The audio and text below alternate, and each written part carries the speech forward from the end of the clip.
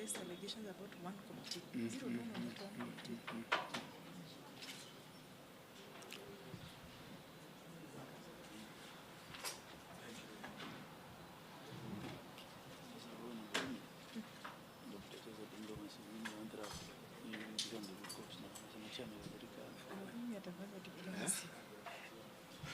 Sawa. Ken, are we good to go? Is everybody ready?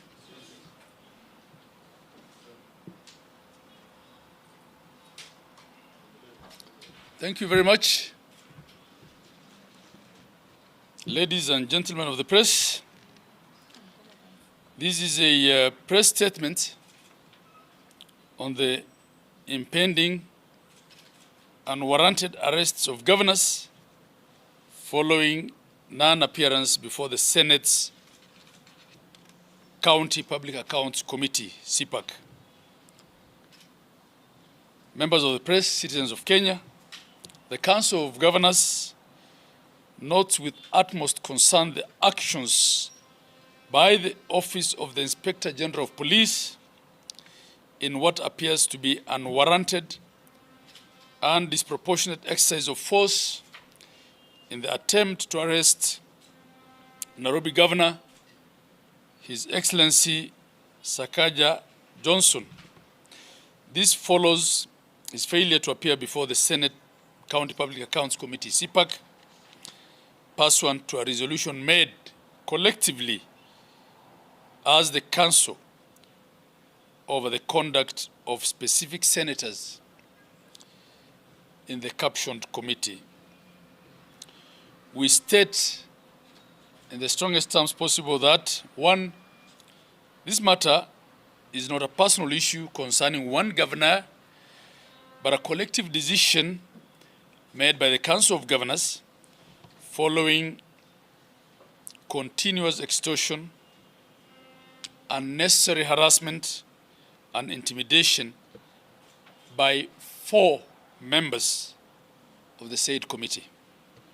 2, it is regrettable to single out a few governors for coercive action in a grave matter that remains unresolved between the Committee of Senate and the Council of Governors.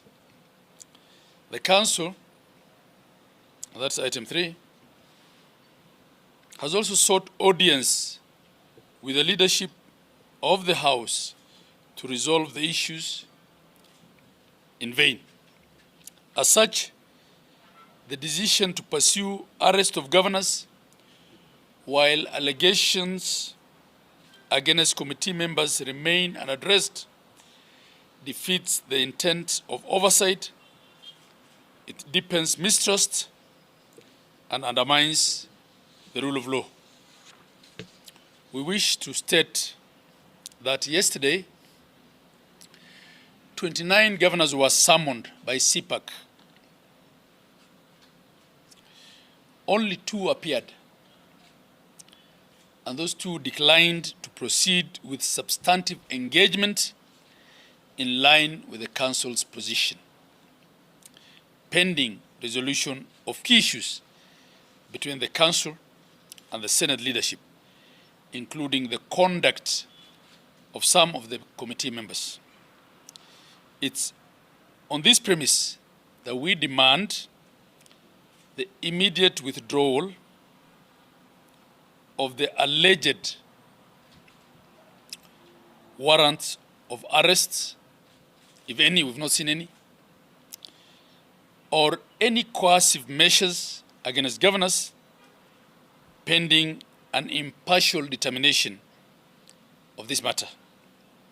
Additionally, we urge the Office of the Inspector General of Police to establish the veracity of matters to avoid miscarriage of justice or to be used to perpetuate political and personal interests. We wish to affirm that the Council's commitment to constructive engagement we wish to affirm the Council's commitment to constructive engagement aimed at resolving the impending matter, accountability, transparency, rule of law, and due process as espoused in the Constitution. Signed, yours truly, FCP Ahmed Abdullahi, Chair of the Council. Now, I just want to add, you all seized of what the matter is. A couple of weeks back, we met as a Council of Governors and raised very grievous issues with respect to the conduct of Senate committees, and in particular the Senate Public Accounts Committee. These are very grave matters that we raised.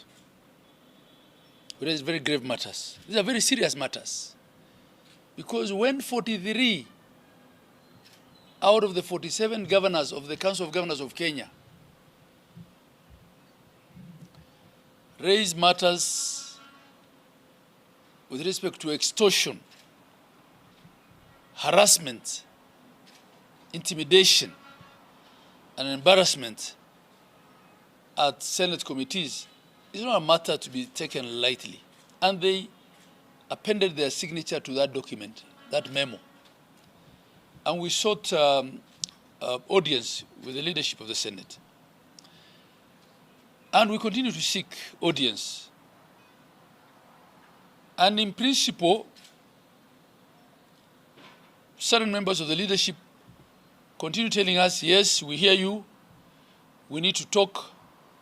But on the other hand, the committee continues behaving in a very intransigent manner, and they continue to embarrass themselves.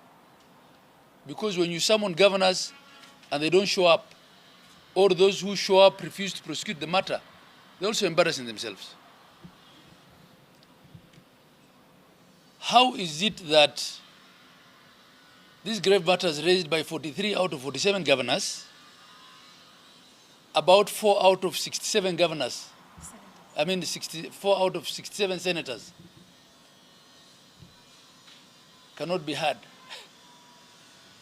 You know, when we're being grown-ups as governors here, we're being grown-ups. If we were not conscious of protecting the integrity of that house, we could have played it out in the public court with respect to evidence that we have. But we are not here to, kill each other as institutions. We have raised serious issues. As a minimum, it's incumbent on the leadership of Senate to hear us out and to hear what evidence we have. We kept being reminded that Senate has the powers of a High Court judge in summoning.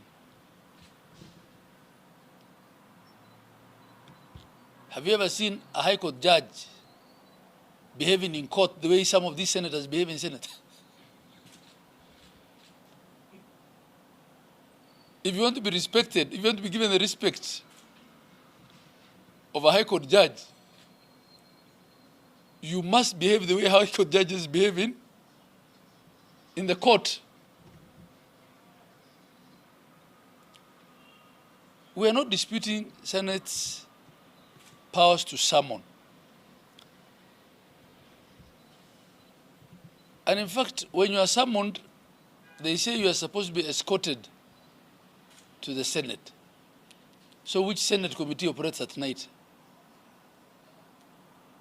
Where were they going to escort Sakaja to?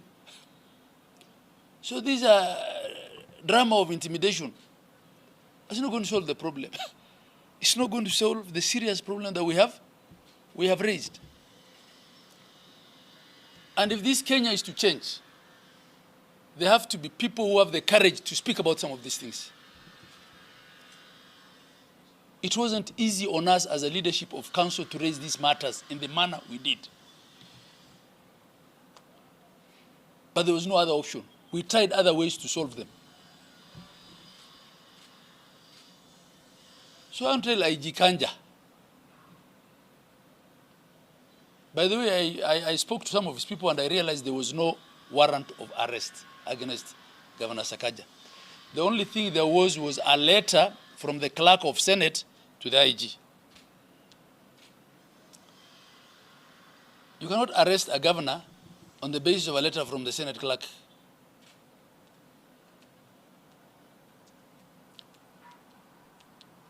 So we want to tell our policemen not to be misused. This is a political matter. It's a political standoff. When it goes legal, we'll play it in court. When it goes legal, we'll play it out in court. And the people will regret that it never reached that level. But for now, it's a political standoff. It requires a political solution, and that political solution can only come from the leadership of Council and the leadership of Senate. So, we want to tell a good policeman to stay out of this. Mimi nimemaliza, nataka kusema, nataka kupatia. Sorry. And by the way, we have decided to zero down to this particular committee because of the grave issues we raised with respect to the conduct of certain members of that committee. Governors continue to appear in all the other committees of Senate. And sometimes not easy, because you'll find a governor who is summoned at the same time by two different committees. That means there are scheduling problems. And those are administrative, things that will be settled because you can't expect a governor to be in the same committee twice. Sometimes you'll find so many governors are called and the governor is made to wait the whole day. Yet the standing order of Senate itself says if a meeting does not take off within 30 minutes, it's called off. Those are things we decided to look the other way and said, every institution has its own challenges. Let's solve that administratively. But this matter of extortion, by the way, we are helping them in a way by saying, let's talk about these things before you go there. Because if each of us went there and played this on Hansard in front of you guys, we'll be putting that house into disrepute. And that's what we're avoiding.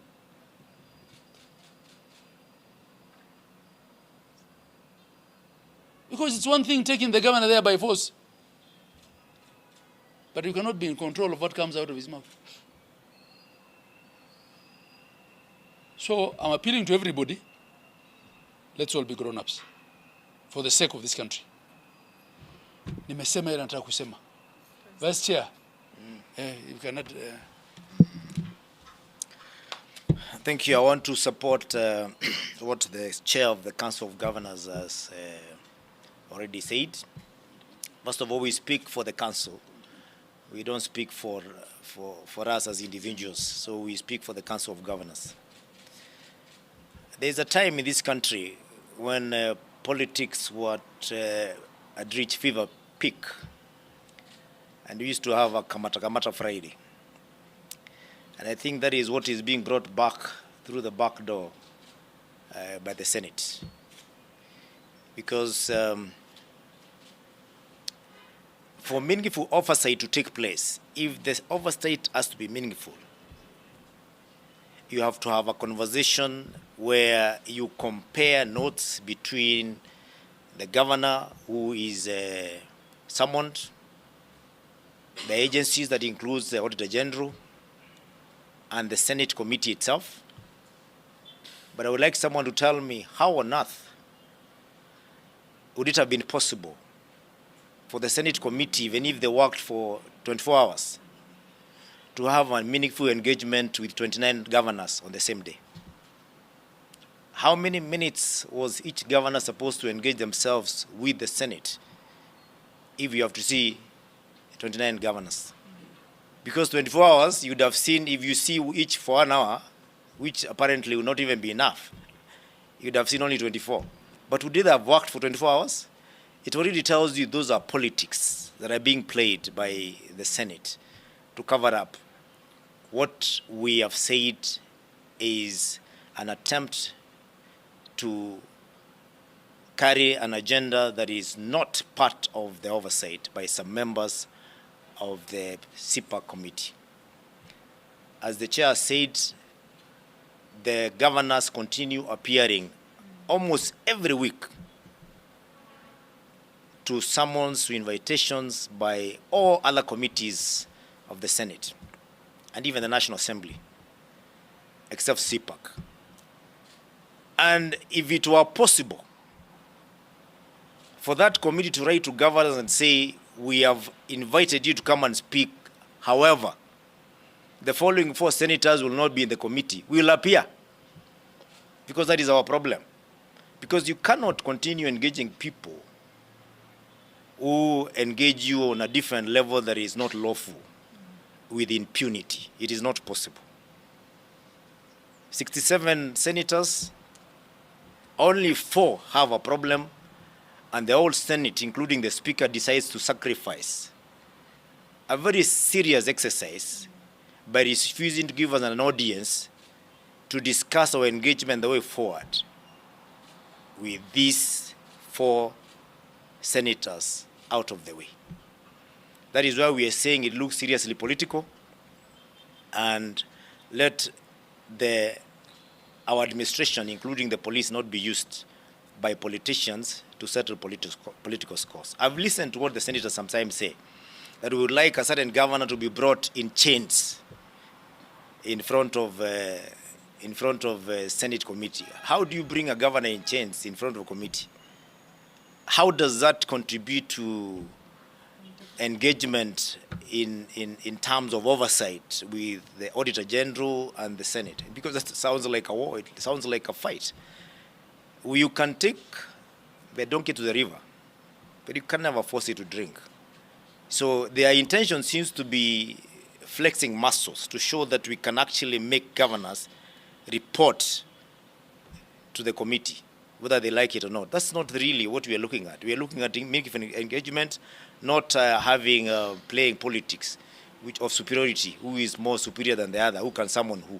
That's really not the essence of the whole of this thing. And therefore we are saying, up until when we have an audience with the Speaker and the leadership and settle this course, or rather settle this matter, we will continue staying away from the Cpac committee, but will appear on all other committees of both the Senate and the National Assembly. Even that Cpac will appear if the 4 members of the Senate, of the Cpac committee, which we have already named in public, will not be in that committee. I don't have to repeat their names. They are known to the public. Thank you. Maswali? Yes, sir. The gentleman at the end. I may not know all the names. Yes. Okay. Jina langu ni Laban Shaban kutoka NTV. Je, inawasikitisha kwamba mkutano kati ya magavana na maseneta unakuwa na athari ambayo si nzuri kwa wananchi ambao wanasukuma pia uwajibikaji, hasa kuzungumzia masuala ya utumizi wa fedha na majukumu mengine ambayo ni muhimu sana kwa wananchi. Je, hali hiyo inawasikitisha na kwamba mkisema kwamba hamtatokea mpaka msuluhishe tatizo hilo, itakuwa inachukua muda upi na athari inaweza kuwa hata mbaya zaidi kwa sababu ya kukosekana kwa uwazi? Na uliposema kwamba polisi kama pengine hawajaonekana kama hawajaelewa kusoma ile warrant of arrest, na wao ndio kwamba wanafaa kuwa wanaielewa. Je, inaashiria kwamba idara ya polisi inashirikiana na seneti pia kuwakandamiza nyinyi? Na mmetokea katika kamati zingine katika seneti, lakini hii mmechagua kwamba kama hamna suluhu hamtatokea kabisa. Pengine ni kwa sababu swala la fedha ni swala moto, na kwamba masuala pia ya ubadhirifu wa fedha ambazo zimeripotiwa pia katika kaunti mbalimbali, na kwamba mnalinda wenzenu. Nafikiri hilo ndio swali langu. Swali langu la mwisho ni kuhusu kwamba unasema suluhu ambayo inahitajika ni suluhu ya kisiasa. Hii suluhu ya kisiasa iko wapi? Ina maana mpaka pengine Ikulu kuingilia, ama nyinyi wenyewe magavana na uongozi wa seneti? Asante. My friend, uliuliza swali mingi mpaka sasa I can't even. And let me start with the one of whether this hurts devolution and accountability. First of all, accountability cannot only be obtained by requiring a governor to come and read what is already submitted in writing. Number one. Number two, the Senate is not the first level of oversight for counties. The county is a government, it has a legislature, and it also has an executive. The Senate is a secondary or a second tier level of oversight. But because we appreciate that they have a role in oversight and that the courts have variously interpreted the law and required the governors to appear in person, governors have no problem appearing in person. But the same courts also said that when governors appear, they must be treated with decorum. So the question is, when a governor is insulted, they're embarrassed and humiliated in the presence of their juniors, of their staff, and when also governors raise allegations of extortion, is that part of the decorum that the court added in our appearance at Senate? That's a matter that we're trying to resolve. Number two, it's not only Cpac that oversees finances. Even Cpic, the County Public Investment Committee, also looks at the finances of counties, and we continue to appear. In fact, a lot of the other sectoral committees also question us about expenditure with respect to those sectoral, with those sectors, be they health or education or agriculture, and we continue to appear. So what we are raising is the conduct of these 4 senators, which conduct is not befitting of anyone holding the high office of a senator. And it is not out of the blue that a full council of governors meeting zeroed in on that committee and on those 4 senators. What was the other question? I hope I've answered all of them. The political solution. The political solution. I think every stakeholder is seized of this matter. In fact, the second letter that I wrote, where I buttressed that we will not appear until we are heard, because we have a right to be heard under the Constitution of Kenya. You cannot tell us about subsidiary laws that require us to be summoned, but you are denying people at that level of seniority in this country coming together, asking to be heard. Actually, every Kenyan has a right to be heard. That you can't hear 43 out of the 47 governors of Kenya. So the ball is in the court of the leadership of Senate.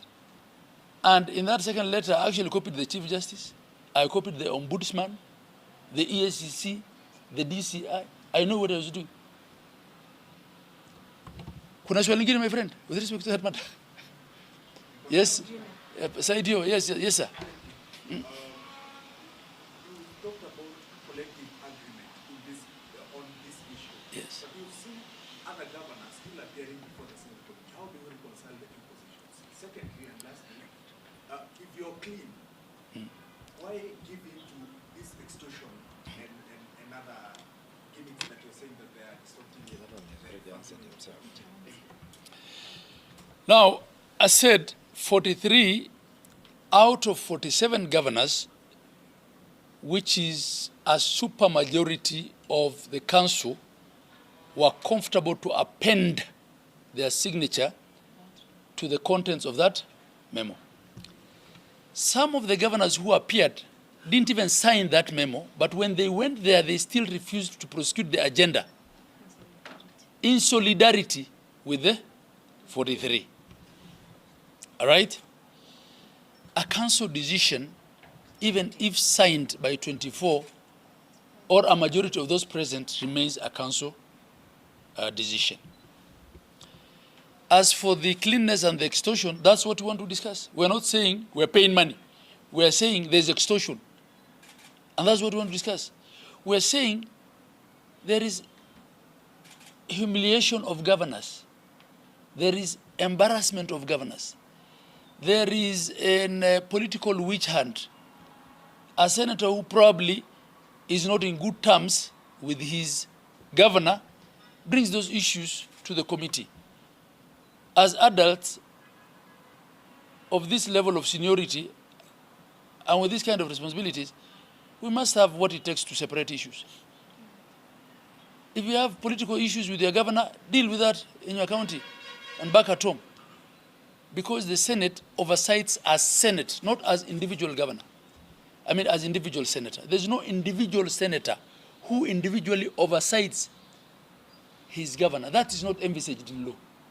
It's the Senate as an institution. And this has actually been clarified by the courts.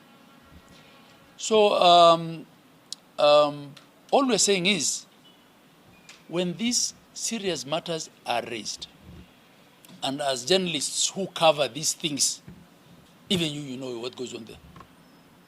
We all live in this country. Yes. Chair, my name is Ben Cpac. Yes, sir. I have two questions. One, if you can clarify more on the contents of the letter from the clerk that was created by the IG as a warrant of arrest. You can expound more on that. And secondly, if you're saying there have been claims of extortion, which particular senator asked for maybe how much? My friend, on the issue of the warrant, I asked, give us the warrant order that you got from the courts.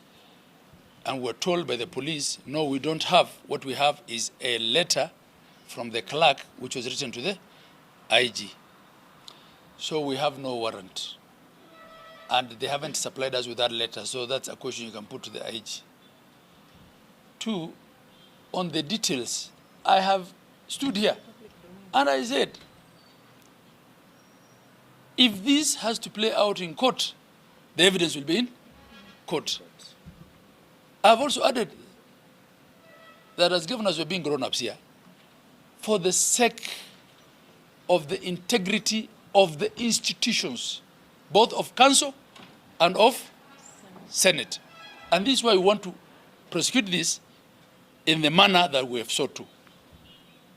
Ikifika hiyo mali unasema utapata. Yes, madam. To finish. My name is from does it mean that you are fighting corruption from inside the Senate?